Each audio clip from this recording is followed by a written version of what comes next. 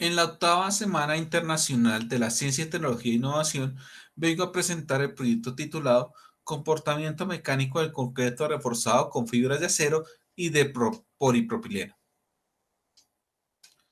Este proyecto es presentado por Miguel Ángel Ospina García, Carlos Gaviria Mendoza y Sayed Baudilio Chávez, todos integrantes de la Facultad de Estudios a Distancia de la Universidad Militar Nueva Granada. Introducción. Debido a la alta demanda del concreto en el mercado de la construcción, al ser uno de sus principales materiales, la implementación de métodos que mejoren sus propiedades, tanto físicas o mecánicas, cobra más importancia, debido a la condición natural de posagrietamiento del concreto, al ser un material frágil, rígido, al momento de llegar a su capacidad de soporte máximo, el concreto colapsa. Y esto a su vez impacta al medio ambiente, debido a que las materias primas con las cuales se fabrica el concreto son recursos no renovables. Es por esto que la propuesta es incorporar fibras de acero y de polipropileno a la mezcla de concreto para mejorar su tenacidad. El problema es el siguiente, y es que aportan o no las fibras de acero y de polipropileno a la mejora del comportamiento del concreto, para lo cual se plantea el objetivo de identificar el comportamiento mecánico de una mezcla de concreto reforzado con fibra de acero como método de mejora. El concreto ha sido un material que se ha empleado en la industria de la construcción por varios siglos, y es sencillamente la combinación entre un material cementante que llamamos cemento, agua y agregados. El cemento es el que nos provee la capacidad de pega y requiere de agua para volverse una pasta, y los agregados son los que nos proveen la resistencia mecánica. Hoy en día le adicionamos otros elementos como son las adiciones químicas que permiten mejorar características físicas tales como la plasticidad y el tiempo de fraguado del mismo. A su vez, también hemos empleado otro tipo de adiciones que son de naturaleza inorgánica, previendo favorecer la economía, es decir, utilizar menos concreto, el uso de otros residuos industriales como la escoria de alto horno, la ceniza volante y el humo de sílice, la disminución en el uso de canteras, pues al emplear menos concreto, pues empleamos menos agregados, la disminución en consumo de energía, al igual que el anterior, menos concreto, pues menos cemento, y mejora las propiedades mecánicas del concreto tanto en estado fresco como en estado endurecido. En cuanto a las fibras, sabemos que en el antiguo Egipto se empleaban fibras de origen natural para los ladrillos que ellos construían, que estos no se fisuraran tan rápidamente. En Estados Unidos se tiene evidencia de una casa que fue construida en 1540, la cual emplearon fibras de paja en este caso para reforzar sus ladrillos y que estos no se fisuraran tan rápidamente. Al igual, al inicio de los años 50, se iniciaron investigaciones para el uso de acero, de fibras de acero en el refuerzo del concreto. Estas siglas están en inglés, Steel Fiber Reinforcing Concrete, y en la Unión Soviética utilizaron fue fibra de vidrio con la misma finalidad. Para el caso de la Unión Europea empezaron a emplear fibras de acero en los años 70, y en 1996 el American Concrete Institute en su guía 44 creó una guía de parámetros de recomendaciones para el uso de concreto fibro reforzado. En cuanto a la norma sismo resistente de la del 10, en su título 5.6.6 nos habla de los lineamientos que requerimos para usar fibras de acero en el concreto, pero como refuerzo secundario. Hoy en día las investigaciones continúan y el uso de las fibras se ha dirigenciado para revestimientos, por ejemplo, en túneles, pavimentos rígidos, ya que las fibras permiten controlar la contracción y la expansión del concreto.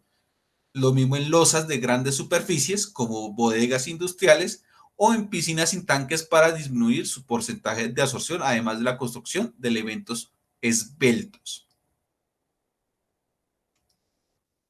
Los tipos de fibra que podemos encontrar comercialmente son las fibras de vidrio, las cuales nos permiten fabricar fachadas, tuberías, elementos resistentes al fuego, es decir, elementos muy delgados, las fibras metálicas que nos permite como refuerzo secundario y lo utilizamos principalmente para el control de fisuración, las fibras sintéticas como el carbón, el nylon, el poliéster, nos permite disminuir el porcentaje de absorción del concreto y las fibras naturales que empleamos para que aumentar la durabilidad y bajar la resistencia a la compresión del concreto, pero mejorando su resistencia a la fricción. Al ser naturales, pues tienen un carácter más sostenible y ambiental. Para la elaboración del proyecto se empleó la siguiente metodología. Este proyecto se dividió en 5 fases. La primera fase es la consecución de insumos, la segunda, la elaboración del diseño de mezcla, la tercera, la construcción de los elementos, la cuarta, la determinación del módulo de rotura, que es la que nos va a permitir hacer la comparación de desempeño entre fibras, y la quinta, el análisis de resultados, para lo cual se emplearon los materiales que se muestran en las fotografías en cuanto a las fibras de acero y las fibras de polipropileno.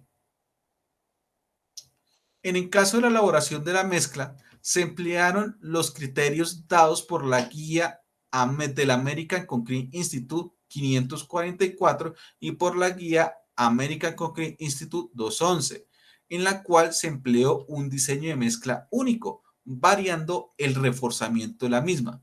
Es decir, se empleó 3 tipos de mezcla con fibras de acero, 3 tipos de mezclas con fibras de polipropileno y los parámetros en cuanto a la cantidad de cemento, áridos, agua y superplastificante fueron iguales, variando así las densidades del mismo. Observamos que las fibras de acero siempre elevan en parte el peso específico de la mezcla de concreto, la cual tiene un peso de 2.242 bajo diseño y con la máxima cantidad de 2.317. En cambio, las de polipropileno, la variación en el peso específico no fue tan elevada, siendo una ventaja de este importante material. En cuanto a la construcción de las vigas, se realizaron los ensayos de control de calidad típicos para cualquier tipo de mezcla de concreto, como las pruebas de asentamiento y la prueba de contenido de aire. Una vez las muestras se endurecieron, se dejaron en maduración por 28 días en cuarto de curado. Terminado este tiempo de 28 días, se efectuaron los ensayos de resistencia a la flexión bajo los criterios de la norma del American Standard Testing and Materials ACTM C1609. Estos ensayos se hicieron en un solo día para todas las muestras, teniendo en cuenta que se fabricaron 5 vigas por cada mezcla.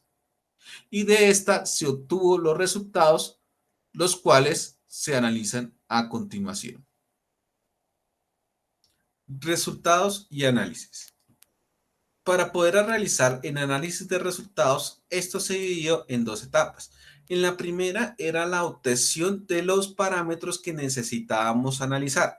En este caso se utilizaron equipos de la Universidad Militar Nueva Granada, específicamente la máquina MTS, la MARC, que nos permitía controlar la deformación por desplazamiento y la velocidad de ensayo por deformación.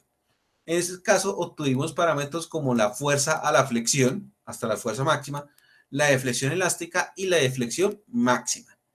Con estos datos procedimos a realizar los gráficos de esfuerzo a la flexión versus deflexión, en donde obtuvimos el módulo elástico y el rango elástico y plástico para cada material. Con el promedio de los datos obtenidos se realiza esta gráfica de acá. En esta gráfica visualizamos el promedio de todos los resultados obtenidos para cada mezcla. Observamos que la mezcla que obtuvo una mayor resistencia o módulo de rotura fue la mezcla de PFRC 1%, la cual obtuvo un módulo de rotura de 3,9 megapascales. El límite de diseño fue de 3 megapascales, por lo cual superó la resistencia de diseño.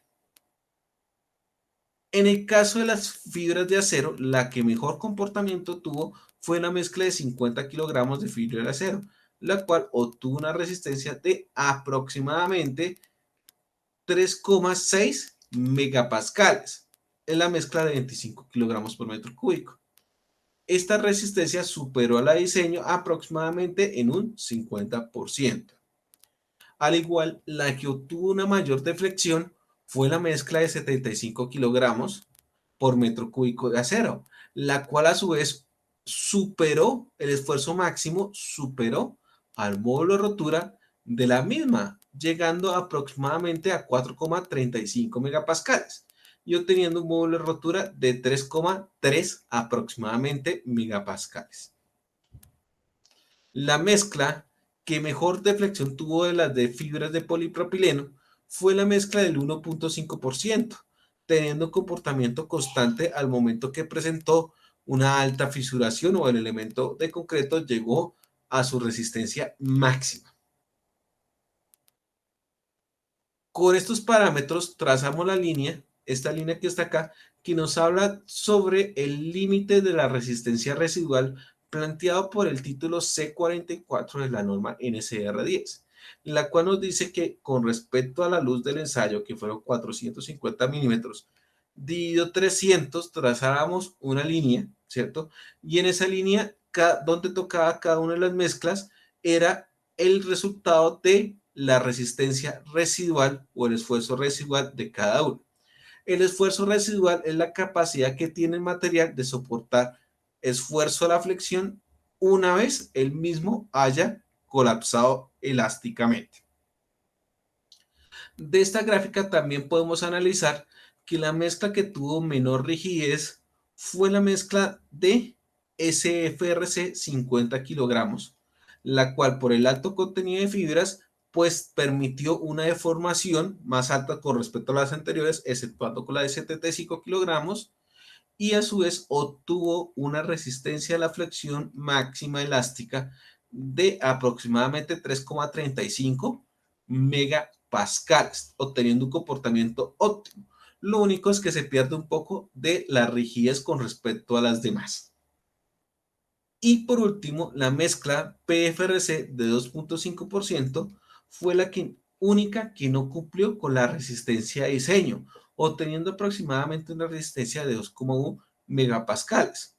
Sin embargo, observamos que tuvo una buena deformación, pero debido a la alta concentración de fibras, pues afectó la resistencia a la flexión. Seguramente porque las fibras reemplazaron el material ligante, en este caso el cemento, al tener esa gran cantidad y por lo tanto disminuyó su resistencia. Las fibras, o lo que demuestra esto de acá, es que las fibras están es para obtener comportamiento por residual. En el concreto simple, la gráfica sencillamente se eleva, ¿cierto? Hasta su punto máximo y después colapsaría el material, no tendría una deformación visible. Las fibras lo que permite es que el concreto no colapse de manera frágil y por lo tanto mantenga unos instantes más de soporte frente al concreto simple. Y esa es la principal utilidad de las fibras.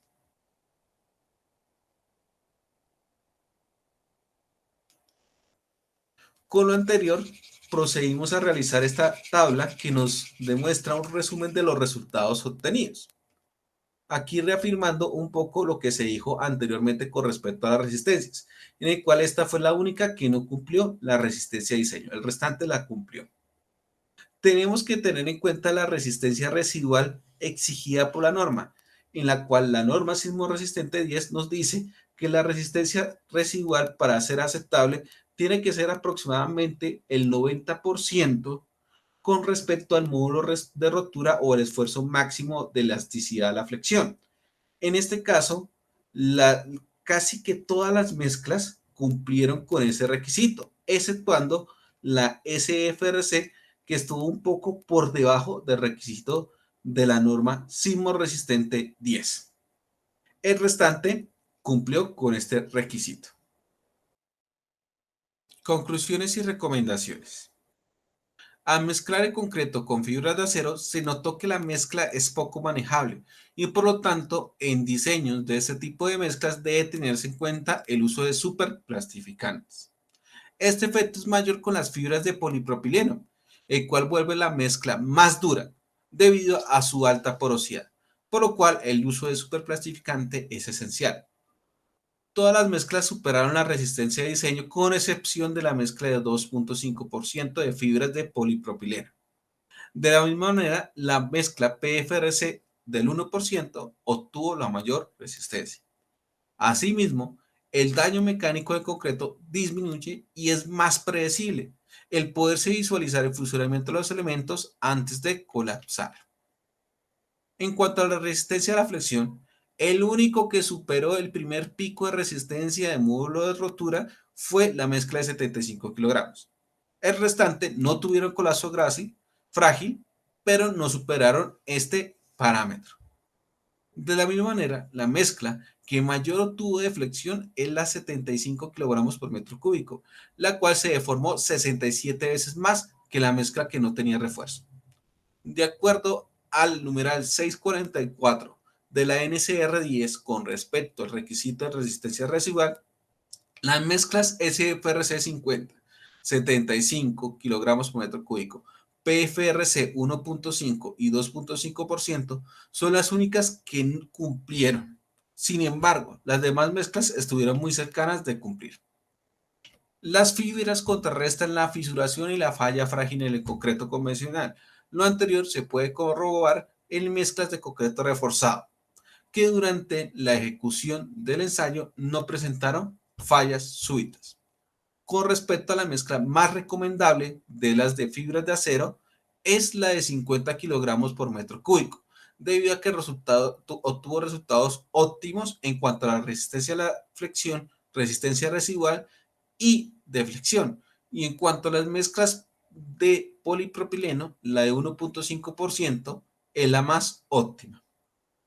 En cuanto a la comparación entre fibras de acero y fibras de polipropileno, la que tiene un mejor comportamiento mecánico son las de acero. Sin embargo, el acabado de la estructura no es lo mejor. En cuanto a las fibras de polipropileno, tienen un buen comportamiento plástico apto para construir una infraestructura expuesta a cargas cíclicas como carpetas de roduras o placas huellas. Esta es la referencia de que se trabajó para el proyecto.